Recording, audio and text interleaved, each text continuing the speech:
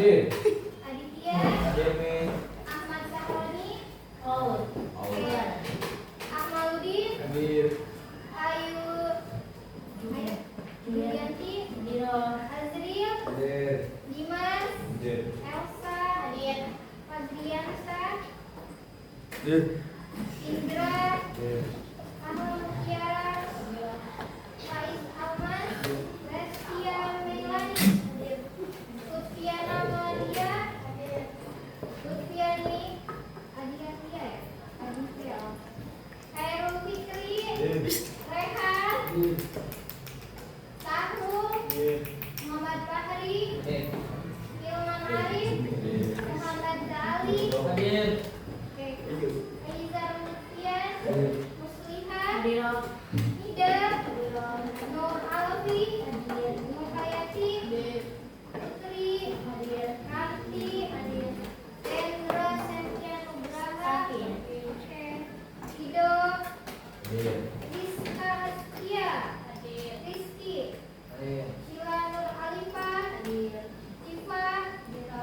Ima. Naswa. Faisal. Oke, terima kasih yang sudah hadir pada hari ini. Oke, hari ini adalah pembelajaran seni rupa dasar. Oke, tujuan pembelajaran pada hari ini adalah kita mampu mengetahui apa itu seni rupa, membedakan karya seni rupa 2 dimensi dan seni rupa 3 dimensi, menjelaskan unsur serta prinsip seni rupa dan mengetahui apa teknik dan aliran dalam seni rupa ya. Jadi ada beberapa tujuan yang harus kita ketahui pada hari ini. Boleh slide.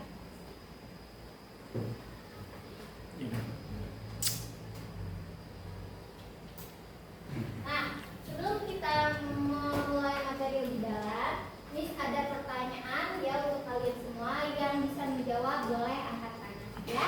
Yang pertama ada apa itu seni rupa? Apa perbedaan karya seni rupa 2 dimensi dan 3 dimensi? Ada yang mau jawab?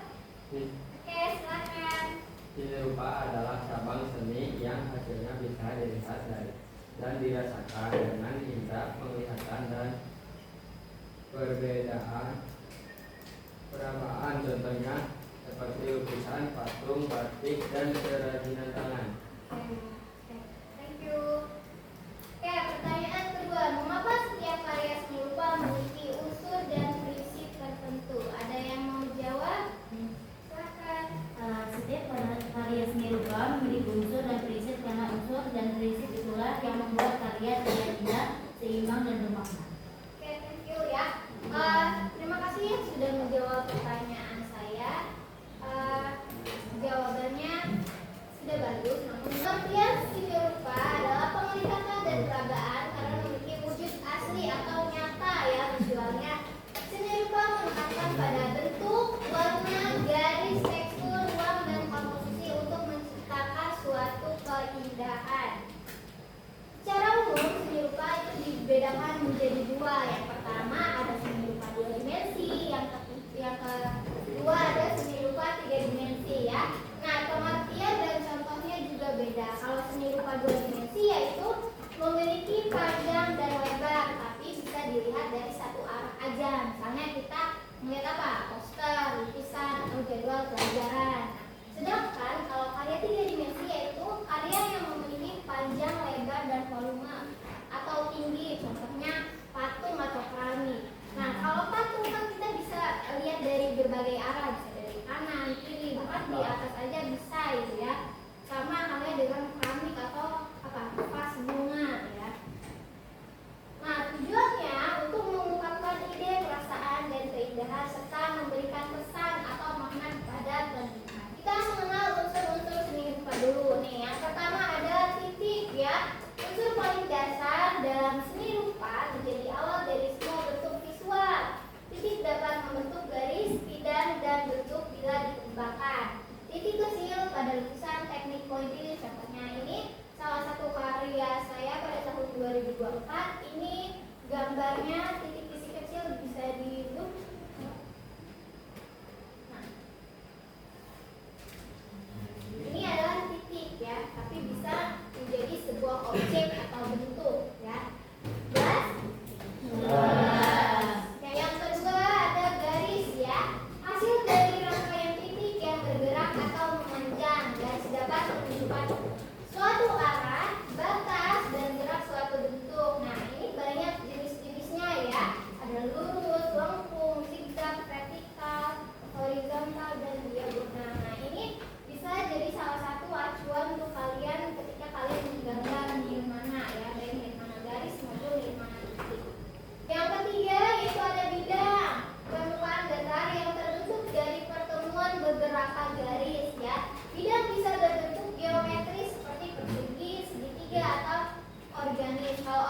itu bentuknya bebas ya, jadi tidak mengkotak. Yang keempat, adanya bentuk gabungan dari beberapa bidang yang memiliki ukuran panjang, lebar, dan tinggi. Nah, ini maksudnya ke seni rupa 3 dimensi ya. Contohnya patung, vas bunga, atau bentuk tubuh manusia. Nomor 5, ada unsur warna, yaitu memberikan kesan keindahan, suasana, dan emosi pada karya seni rupa. Misalnya ketika kita menggambar nih ya, gambarnya cukup bunga aja, tapi bunganya beda-beda warna. Nah, dari warna itu kita dapat menyimpulkan, misalkan warna merah itu simbol cinta, kalau warna biru itu kedamaian, kalau misalkan warnanya warna putih itu simbol kematian atau duka ya. Jadi dari warna kita bisa mengetahui maknanya dari suatu objek ya. Nah, jenisnya banyak, ada primer, sekunder, dan tersier. Kalau primer itu warna dasar itu merah, kuning, dan biru, sedangkan sekunder itu hijau, orange, dan ungu. Sekunder itu campuran antara dua warna, misalnya warna kuning dicampur warna biru jadi hijau ya. Terus ada tersier, tersier campuran warna primer dan sekunder ya. Yang keenam ada tekstur, kesan permukaan suatu benda bisa halus, kasar, lembut, atau keras ya. Dapat dirasakan dengan sentuhan nyata atau hanya terlihat semu. Kalau nyata kan bisa kita pegang gitu ya. Kalau semu artinya tidak nyata. Misalkan kita melihat lukisan di depan, lukisannya batu. Kalau batu kan dilihatnya kasar, tapi ketika kita dekati ternyata itu lukisan, jadi permukaannya halus, itu pengertiannya semu ya. Nah, contohnya tekstur kasar pada kayu, halus pada kaca atau lantai. Kertas permukaannya halus apa kasar? Oke. Yang ketujuh ada ruang, unsur yang menunjukkan kedalaman jarak atau volume dalam karya seni rupa. Dalam karya 3 dimensi, ruang bersifat nyata, sedangkan kalau dari 2 dimensi itu digambarkan dengan teknik perspektif atau gradasi warna. Sudah tahu teknik perspektif? Misalnya kita menggambar ruang kelas menggunakan beberapa perspektif. Perspektif itu ada macamnya, ada 1, 2, dan 3. Misalnya kalau perspektif 1 kita menggambar suatu ruangan misalnya.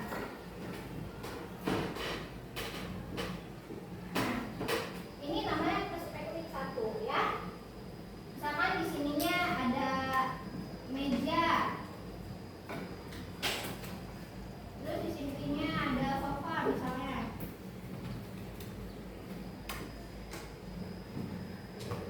Nah, baru nanti kalian dibuat lantainya.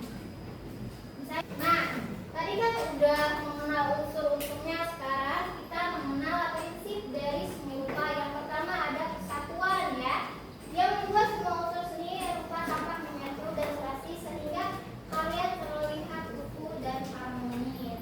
Semua unsurnya itu tadi garis, warna, bentuk, ruang, tekstur ya, saling mendukung, tidak ada yang saling bertabrakan. Yang kedua ada keseimbangan. Nah, menciptakan kesan stabil dan tidak berat sebelah dalam karya seni rupa. Unsur disusun agar bobot visual di kanan dan kirinya tampak seimbang. Jenisnya keseimbangan, simetris itu kedua sisinya sama ya. Contohnya pada gambar batik ini kan sama ya kan ukurannya, bentuknya. Nah, pengulangan unsur seni rupa secara teratur untuk menimbulkan kesan gerak atau alur. Irama membuat karya tidak monoton dan memberikan kesan hidup. Contohnya pola garis berulang pada anyaman bambu atau kain tenun. Ini kan garis-garisnya diulang ya. Keempat ada penekanan. Memberikan pusat perhatian atau bagian yang paling menonjol dalam sebuah karya. Unsur tersebut dibuat berbeda agar menarik perhatian ya. Contohnya nih, ini kan gambar bunga, tapi yang diwarnai cuma bunganya aja, nggak ada daunnya. Otomatis ketika kita melihat ini dari bawah, kita akan notice bahwa itu hanya bunga aja tanpa adanya daun ataupun tangkai ya. Selanjutnya ada proporsi ya. Perbandingan ukuran antara satu bagian dengan bagian lainnya dalam satu karya agar tampak seimbang dan wajar. Jika proporsi tidak sesuai, karya akan tampak janggal. Misalnya, ketika menggambar objek manusia, baik itu perempuan atau laki-laki, biasanya kita pakai garis bantu dulu seperti ini. Ya, walaupun tidak semuanya, ketika contohnya kita menggambar garis wajah. Nah, biasanya gambar garis wajah kita juga pakai alat bantu atau garis seperti ini. Misalnya di sini bagian alis. Nah, bagian sini adalah bagian mata. Nah, sedangkan di sini adalah bagian hidung. Ya, jadi ketika kita menggambar anatomi atau menggambar apapun, kalau misalkan tidak bisa langsung menggambarnya, bisa pakai alat bantu garis. Ya. Prinsip yang menunjukkan keselarasan unsur seni rupa baik dari warna, bentuk maupun ukuran, membuat karya terasa nyaman dipandang. Misalnya nih, contohnya bunga warnanya pink, jadi terlihatnya kuat banget, bagus ya. Waktu itu kita ada gradasi warna. Perubahan tertahap dari satu unsur ke unsur lainnya, seperti warna terang ke gelap atau dari ukuran kecil ke besar. Gradasi memberikan kesan kedalaman dan variasi visual. Ada keselarasan ya, hubungan antar unsur yang berbeda tetapi tetap terlihat cocok dan menyatu. 9, adanya kontras. Perbedaan antara dua unsur atau lebih dalam karya seni rupa memberikan daya tarik dan mendorong bagian tersebut. Nah, kan tadi udah belajar unsur dan prinsip, kita ke teknik ya. Yang pertama ada teknik plakat. Menggunakan satuan warna yang tebal dan pekat sehingga hasil lukisannya tampak kuat dan menutupi warna dasar. Medianya bisa dari kertas atau kanvas ya. Biasanya digunakan dengan cat minyak atau akrilik. Nah, tahu nggak perbedaan antara cat minyak sama cat akrilik? Nah, kalau cat akrilik yang kalian biasa pakai buat poster itu kan cepat keringnya. Kalau misalkan kita melukis atau menggambar menggunakan cat minyak itu keringnya lama, kita bisa menunggu. Misalkan kita gambar awalnya deh, itu bisa menunggu sampai 2 hari. Ada teknik akuarel dengan satuan warna tipis dan transparan menggunakan cat air. Hasilnya lembut dan ringan, sering digunakan untuk menggambar alam atau suasana tenang. Nah, ini biasanya kalau kita menggambar pakai teknik akuarel itu kertasnya beda. Kertasnya ada teksturnya ya. Terus kalau pakai cat air biasanya lebih banyak airnya dibanding warnanya. Yang ketiga adalah teknik pointillis, yaitu teknik menggambar atau melukis dengan cara membuat kumpulan titik kecil yang jika dilihat dari jauh itu akan membentuk gambar dan gradasi warna. Ini adalah contoh karya saya pribadi pada tahun 2024 mengikuti kelas studio ini ya. Jadi ini judulnya tentang keinginan bersama ibu, antara kedekatan antara anak perempuan dan ibu. Nah, ini semua kita gambarnya pakai titik-titik. Bisa di ada teknik dusel, menggambar dengan cara menggoreskan pensil atau arang. Kemudian bagian tertentu digosok menggunakan kapas atau jari. Nah, kalian biasanya kalau mendusel tuh pakai apa? Pakai jari apa pakai kapas? Jari. Oh, atau tempat. Jadi kalau bisa pakai pisau atau tempat ya. Jadi kalau jari kan sokor. Kita mempelajari tentang teknik kolase, membuat karya seni dengan cara menempelkan berbagai bahan seperti kertas, kain, biji-bijian. Nah, contohnya adalah kolase gambar objek kucing. Nah, ini terbuatnya dari daun yang ditempel-tempel. Nah, kalau misalkan ini adalah kain yang dijahit sehingga membentuk sebuah objek. Oke. Warna pada mozaik menyusun potongan kecil bahan seperti keramik, kaca, atau batu ya. Nah, ini sama dengan kolase tadi. Cuma bedanya kalau ini pakai keramik atau kaca yang disusun ya. Selanjutnya ada teknik sablon atau teknik cetak ya. Karya dengan cara merekatkan pola dari bahan tertentu ke permukaan lain. Nah, ini namanya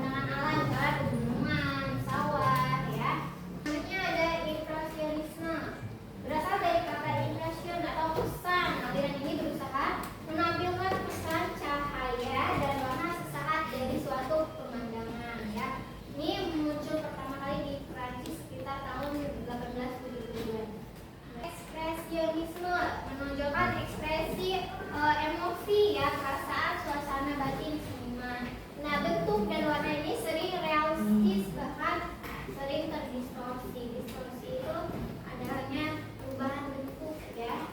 Nah, berkembang di Jerman awal abad ke-20 sebagai protes nih terhadap kekakuan realisme dan pengaruh Perang Dunia I ya. Jadi antara seni dan sejarah itu nyambung. Kubisme ya.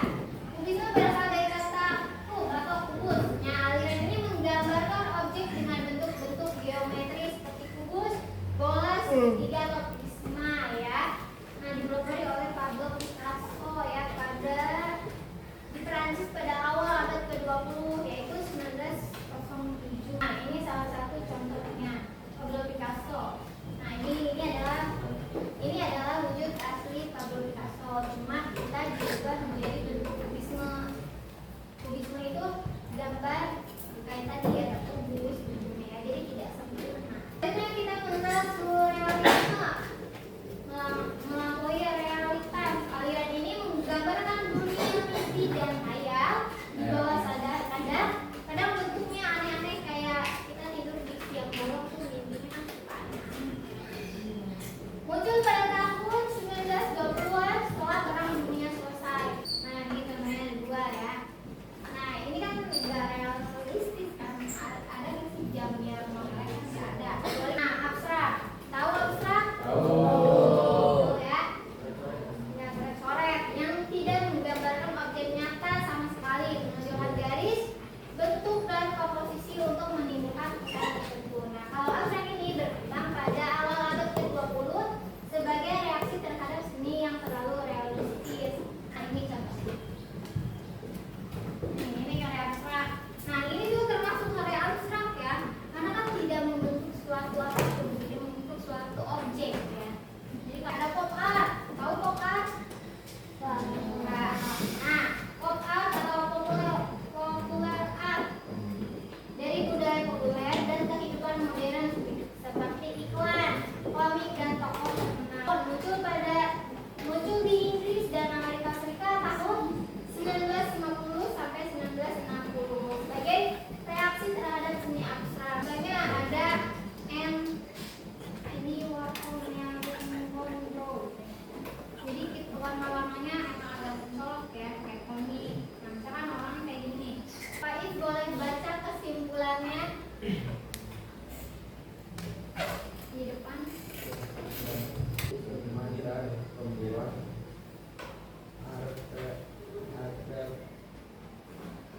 artefak gaya dan aliran seni rupa menunjukkan cara seniman mengekspresikan ide dan persamaan dalam karya seni.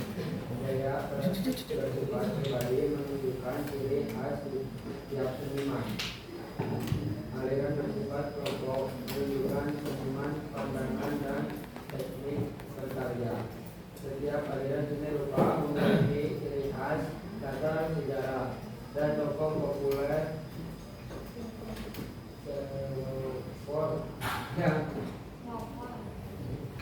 yang berbeda sesuai zamannya. Oke. Simpulannya hari ini kita mengetahui apa itu karya seni rupa dan mengetahui apa itu perbedaan karya seni rupa dua dimensi dan tiga dimensi ya. Tadi karya dua dimensi apa contohnya? Lukisan, poster. Kalau tiga dimensi, ya.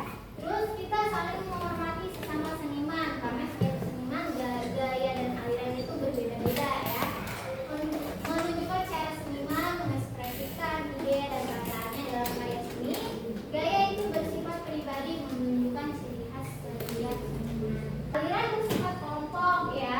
Perbedaan aliran itu muncul karena perkembangan zaman dan teknologi.